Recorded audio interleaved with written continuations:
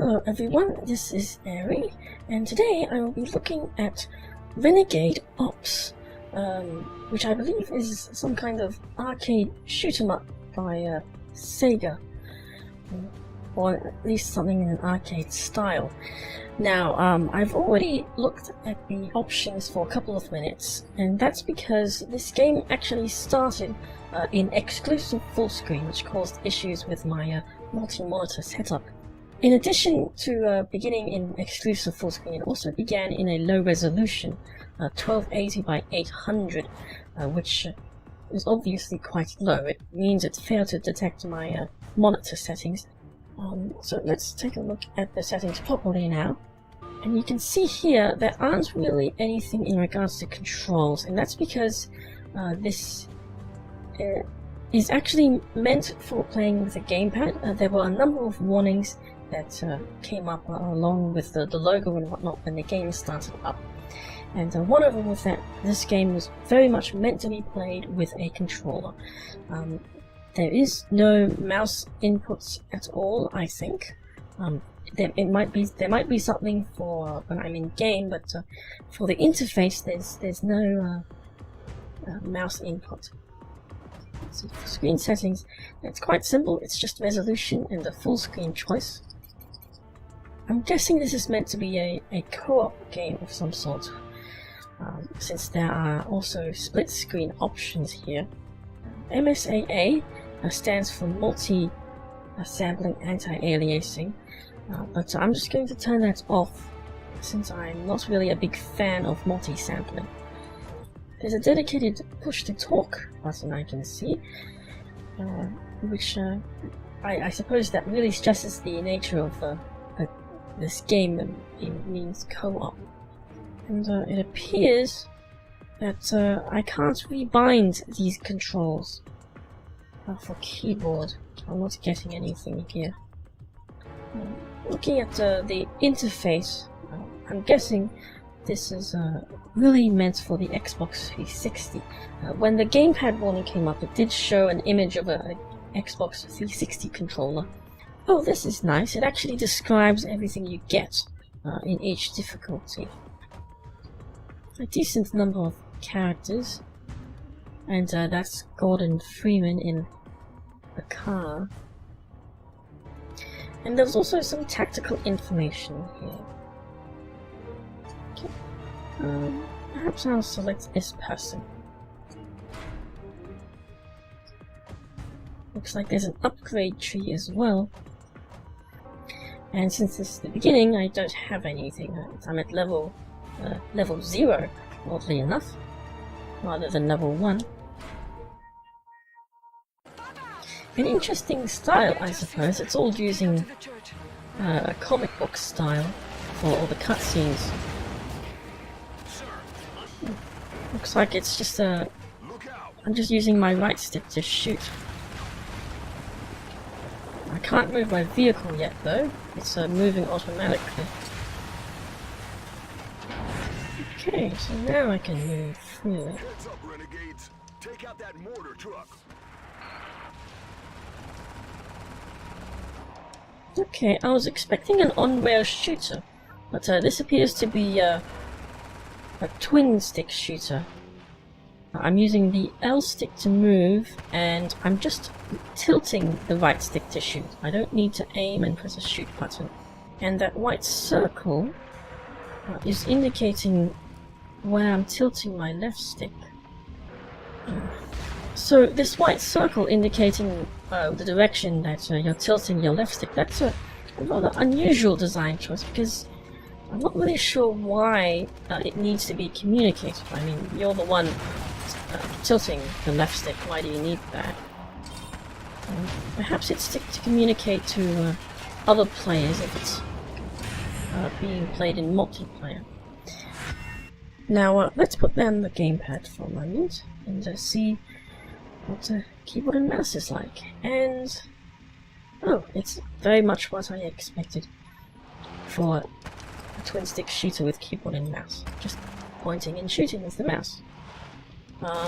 This is just the mouse cursor moving. There's no need for sensitivity options. which means I can shoot far more accurately if I so desire. Now, of course, this does have its disadvantages as well, since with WASD, you can only move in 8 directions. But that's just kind of trade-off you have to do when picking between keyboard and mouse and gamepad.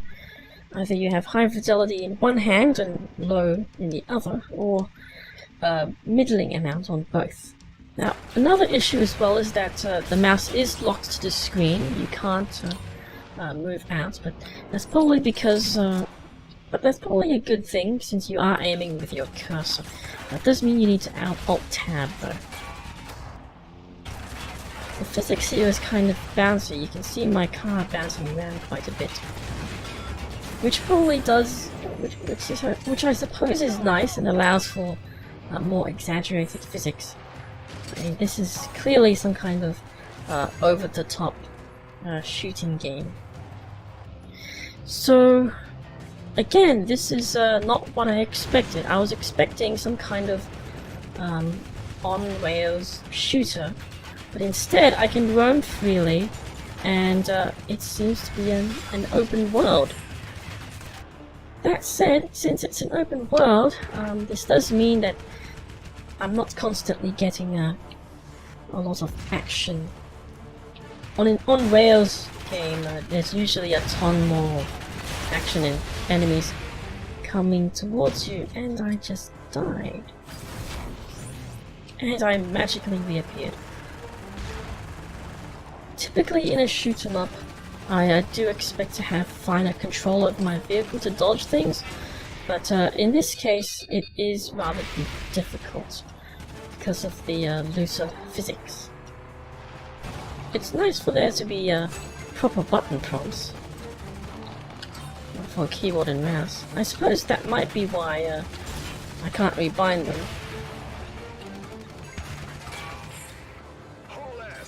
Ooh, now I'm in a helicopter.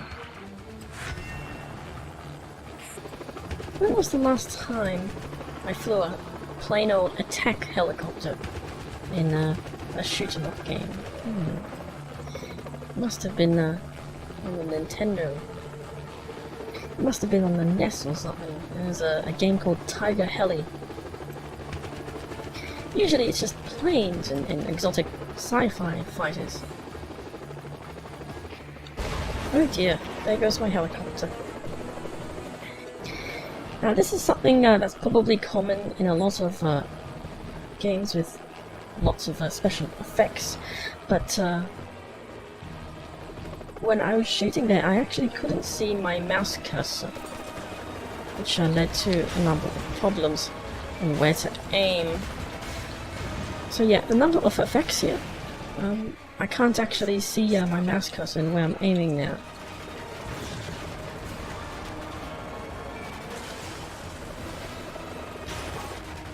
Oh, the turning speed of that AA gun is rather slow. Not even getting... oh, there are missiles. Okay, so I am getting hit.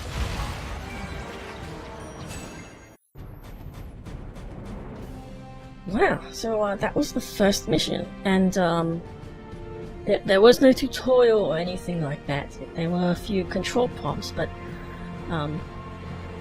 wow, that was pretty cool. I'm actually not sure if I need to play a second mission to get a good idea, because this seemed like a pretty ordinary mission. I just jumped straight into the action. There was hardly any tutorial aside from about a minute. Okay, so I'm sure the other characters have their own decent abilities as well, but I didn't really use them that much. I just used the default Vulcan cannon and missiles. Yeah. Throwing in a reference to Half-Life is a pretty common thing to do when a game is ported to Steam for the first time. Just a special exclusive. So here we go with the second mission, but I don't think I really need to take a good look at this, because the first mission was really quite excellent. Now, as a fairly old game ported to PC, the graphics here are running at a pretty stable frame rate. Option-wise, there isn't really a lot to speak of. It really is just a console to PC port, which means you are expected to use the gamepad, and there aren't really a lot of options for rebinding. Sometimes this can't be helped depending on how the console game is built, but what's nice is that there is support for keyboard and mouse in a style that suits twin-stick shooters. The switching is also seamless, although you can't use both at the same time. So, for example, you can't move with your controller and shoot with your mouse. The length of that mission, the first mission, is about 15 minutes, which was pretty good for a shoot 'em up, which is really just about going wherever you want. It's pretty cool that this is some kind of open world setup, rather than an on-rails shooter. I haven't really played anything like this before when it comes to shooters. I really did expect some kind of on-rails multiplayer shooter, like Raiden or something like that. This is something that's common in shoot-'em ups, but there are usually a lot of particle effects on screen, leading to a lot of difficulty in figuring out what is what. Unfortunately, this does suffer from that problem as well. It's not bad enough that I thought of putting an epilepsy warning up or something like that, but at certain times there is a lot going on screen, so you need to remember what's going on. The physics are perhaps suitably over-exaggerated, but that does lead to a bit of difficulty in moving around. You're not completely responsive. And for shoot 'em ups, this can be a downside, since precise movement may be important for certain types of shoot 'em up. But all in all, it seems like a neat little thing to get into if you feel like just blowing stuff up. That's pretty much the point of these action games, really. So yeah, this is pretty cool. If I have some time to kill and just feel like mindlessly blowing stuff up, I might consider looking at this again. And yeah, I guess that's it. Thank you for watching, and well, until next time.